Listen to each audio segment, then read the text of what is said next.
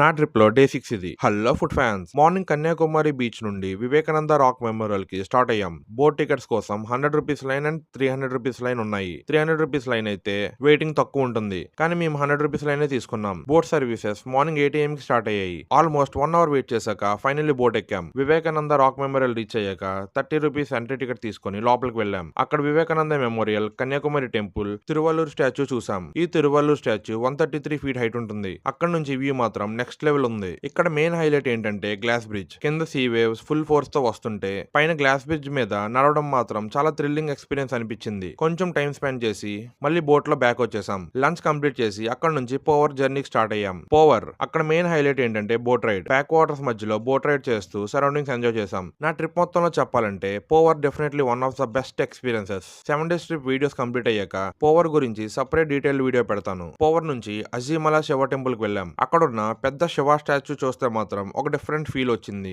Temple పక్కనే ఉన్న beach view మాత్రం సూపర్. ఇంకా అక్కడ నాకు బాగా నచ్చింది ఈ టెంపుల్ కింద ఉన్న కేవ్ టెంపుల్. ఈ కేవ్ టెంపుల్ కి రూ. 100 ఎంట్రీ ఫీజు ఉంటుంది. ఆ కేవ్ టెంపుల్ లో ఉన్న ఆర్ట్ వర్క్స్, ప్రెజెంటేషన్, డీటెయిలింగ్ మాత్రం నా లైఫ్ లో చూసిన one of the best art experience అనిపించింది. అక్కడికి వెళ్ళిన వాళ్ళు ఈ ప్లేస్ ని మాత్రం అస్సలు మిస్ అవ్వకండి. ఇలా మన డే 6 అమేజింగ్ మెమరీస్ తో కంప్లీట్ అయింది. ఇంకా నెక్స్ట్ వచ్చే వీడియోస్ కోసం మా ఫుడ్ ఫ్యాన్ పేజ్ ని ఫాలో అండ్ సబ్స్క్రైబ్ చేయండి.